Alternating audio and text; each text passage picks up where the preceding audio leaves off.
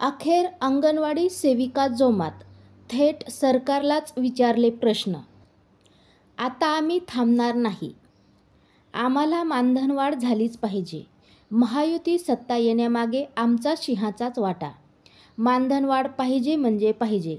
अंगणवाडी सेविका संतापल्या. तर महिला व बालविकास मंत्री आदिती तटकरे या देखील अंगणवाडी सेविकांच्या बाजूने हा लाभ मिळण्याबाबत आदिती तटकरे विधानसभेत बोलल्या. तर काय आहे बातमी पाहूया खालीलप्रमाणे सविस्तर. तत्पूर्वी चॅनलला अजूनही सबस्क्राईब केले नसेल तर सबस्क्राईब करा, समोरील बेललाही क्लिक करा, म्हणजे असेच नवनवीन लेटेस्ट अपडेट तुम्हाला पाहता येतील. महायुतीची सत्ता येण्यामागे आमचा सिंहाचा वाटा. मानधन पाहिजेच, अंगणवाडी सेविका संतापल्या. सोलापुरातील अंगणवाडी सेविकांनी सरकारविरोधात आक्रमक भूमिका घेतली आहे. अंगणवाडी सेविकांनी सोमवारी म्हणजे 17 मार्च रोजी जिल्हाधिकारी कार्यालयावर विराट मोर्चा काढला होता. लाडकी बहीण योजना राबवण्यात आम्ही मोठी भूमिका बजावली, असे आंदोलक महिला म्हणाल्या.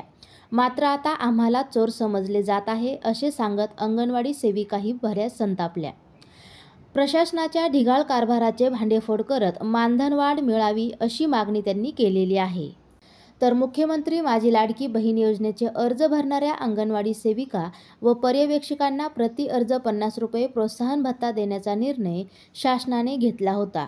यासाठी आवश्यक निधीची तरतूद करण्यात आली असून निधी वितरणाची प्रक्रिया क्षेत्रीय स्तरावर सुरू असल्याची माहिती महिला व बालविकास मंत्री आदिती तटकरे यांनी विधानसभेत दिली.